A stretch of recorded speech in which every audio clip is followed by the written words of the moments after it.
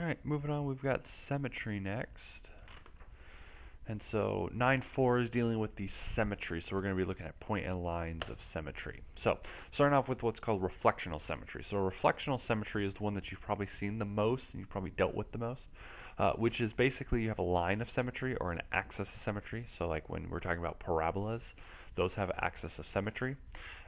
And they are symmetrical based on a line. So they're the same, a line that goes through it, and they're the same on either side of it.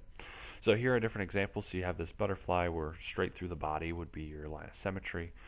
We have that flower on the bottom and everything. But the flower on the bottom, you have multiple lines of symmetry. So you see you don't just have one, you don't just have three, you actually have, what is that, six? You end up having 6 lines of symmetry for that one, okay? So there's 6 lines of symmetry on it. So many objects have multiple lines of symmetry, and these are reflectional symmetries when you have your lines because they're being reflected around a single line. Okay. So looking at this object, I want you to figure out how many lines of symmetry does this regular hexagon have. Okay. So obviously this regular hexagon has a few lines of symmetry. So looking at it, do we only have what's that, 3? So here we have 3 lines of symmetry. We have 1, 2, and 3. But we actually have more than that. We have 3 more. So 4, 5, 5, and 6. So we actually have 6 lines of symmetry with this. So because we have 6 lines of symmetry, that would be how many we have. So if you look at this, it's not just through the points, it's also through the center of each line, or the midpoint of each side. We can also create another line of symmetry. So this has 6 lines of symmetry in it. Okay, so 6. Okay, so looking at these two shapes, do we have lines of symmetry? Let's start off with the rectangle, or not the rectangle, the square. How many lines of symmetry does a square have? Okay. Very similar to the previous one, we would say that there was 4. Okay, because there's 1 through each corner, and then also through each side. So there's 4 lines of symmetry. Okay, and now for the letter A, how many lines of symmetry does the letter A have? A only has 1 line of symmetry, which is straight through the middle of it, up and down. So there would be our line of symmetry. Okay.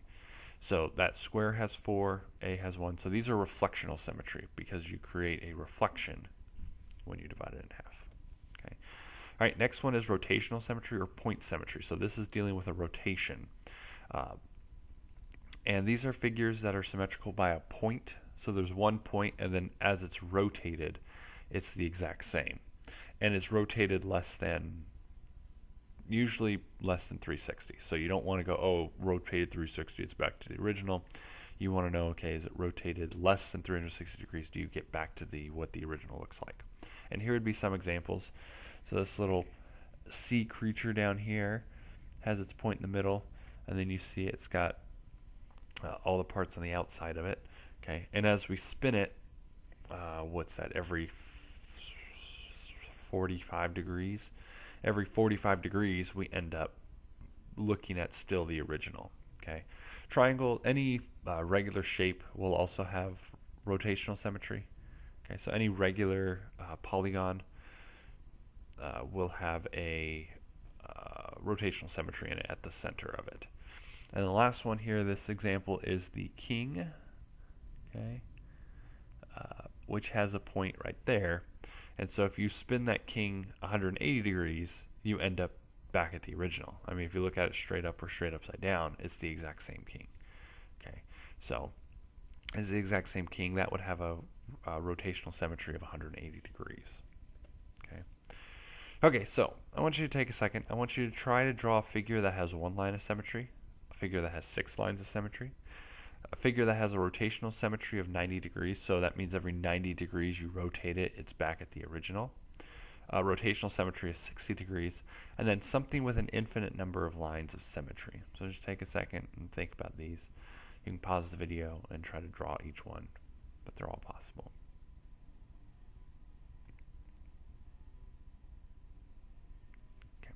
Okay, so Some of these are fairly simple, and we've actually seen some of them. So like a one line of symmetry could be like your uh,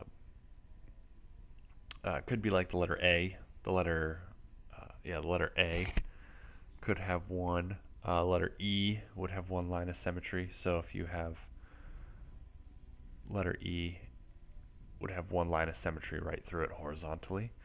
6 lines of symmetry, you've got your hexagon is the easy one to do that for. Rotational symmetry of 90 degrees. Anything that's got kind of four, so like a plus sign or a T that would have 90 degrees, because every time you move it a quarter it would be the same. A square would also work. 60 degrees would just be something that would need 6 points on it.